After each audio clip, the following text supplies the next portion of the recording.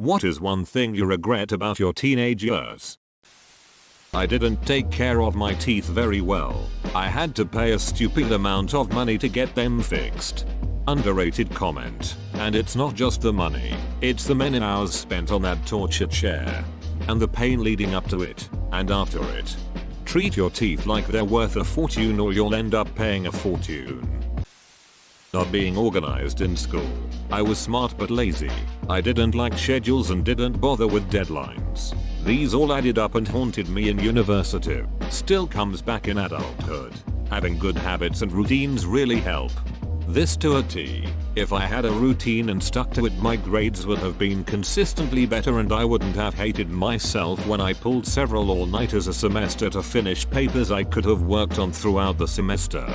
Same here. I wished someone had warned me about being smart but lazy, but I just experienced this. Finished freshman year of college last week, and this last quarter with the remote learning has been a shit show for me.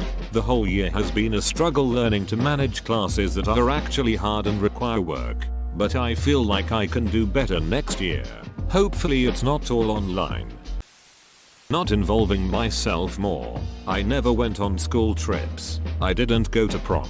I skipped anything extra and a lot of what was mandatory. It carried into my adult life and it seems obvious to say, but I guess I'd be a different person now if I had been then.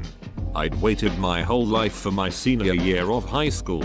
All the trips, dances, activities. I dreamed of going places with my friends and having fun and doing things I had too much anxiety to do before. My mom pulled me out of high school permanently within the last few months of my junior year and held me hostage in my house until I turned 18 for her own selfish reasons. I missed everything. Do you mind if I ask what those selfish reasons were? Oh, not at all. The main reason was because of a boy and her intense hatred towards him. I dated said boy when I was 15. And for the next 3 years she wreaked havoc on my life to keep me from him even though we had broken up when I was 15. And blamed him for ruining my relationship with her. I told her many times that no, she ruined the relationship by destroying my mental health, via me having no privacy at all. Feeling anxious when she was home BC she could snap at any moment. Never knowing if I could keep someone or something in my life for long because she always got rid of thing that went against her beliefs. Telling everyone I was a rape victim as justification for not letting me leave the house, etc. She thinks it is his fault that I hate her, so she took me out of school permanently, 2 years after this issue began, to get me away from him, which in turn damaged my friendships and GPA. When I told her she was ruining everything for me, she said I would thank her later. Still not grateful, Mayo.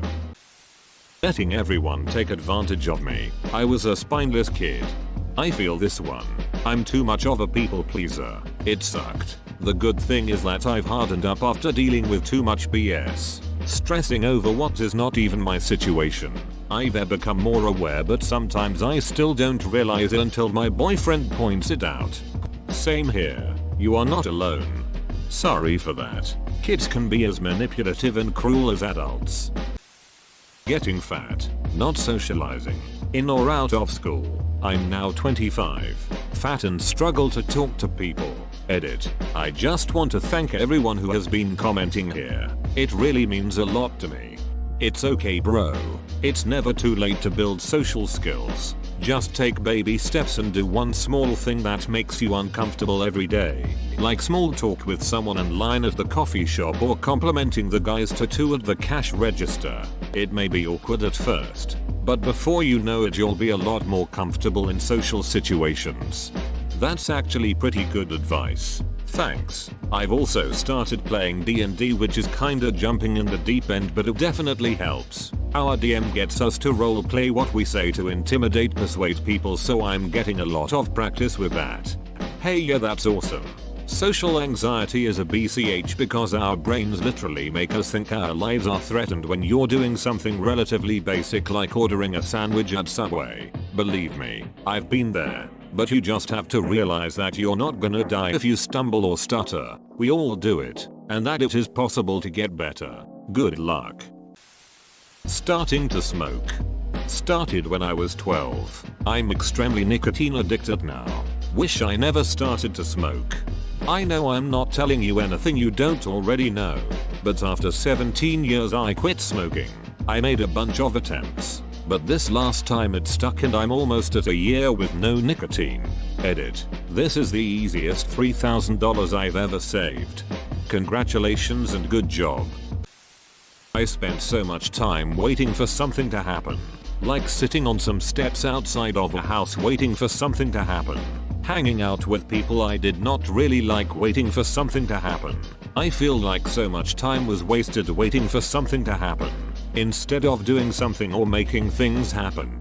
Good answer. But damn. I did this till my mid-20s. All my friends were the same way. Content to do next to nothing.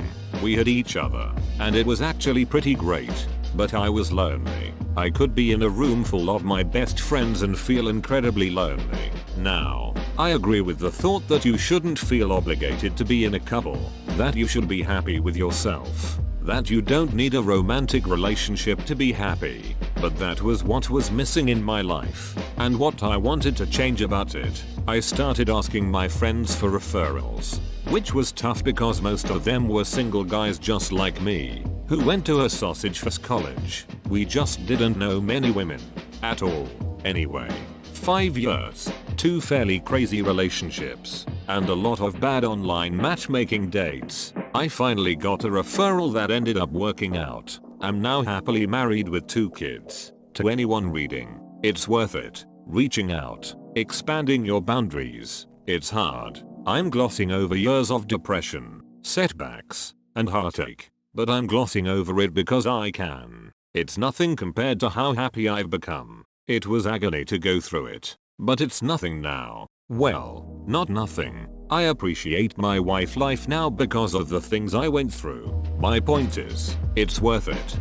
Oh god, I relate incredibly, and yes, it sucks. Pink Floyd's Time sums that up pretty well. I was bad at taking hints. Flirting can be subtle. There have been several occasions when people have flirted with me, and I only know this because people have told me afterwards. I am usually pretty good at reading social cues, but when it comes to flirting I just mistake it for friendliness. Makes me curious about if there were any other occasions that I also didn't notice. I'm only 17 though, so hopefully I can learn to notice it better soon.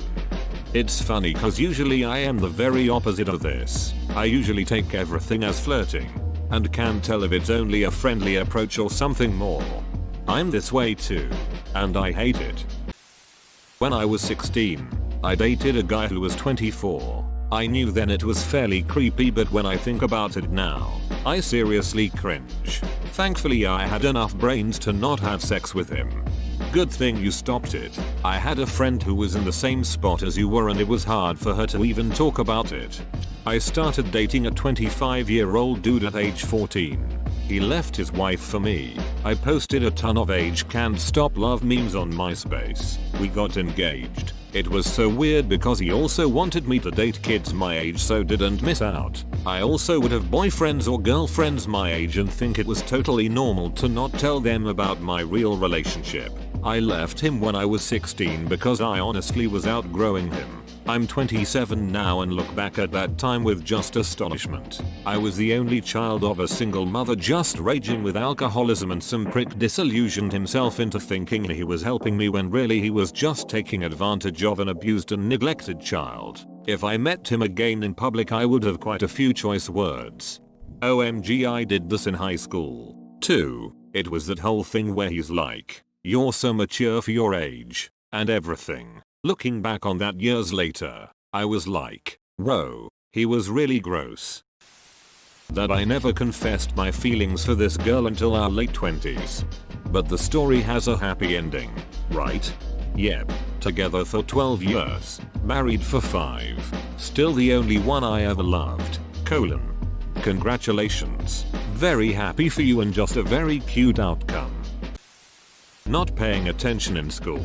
I was a massive goof and only started paying attention when it was too late. As a result, my dream job may be just out of my reach. Study hard, kids. Your dream job may depend on it. Edit.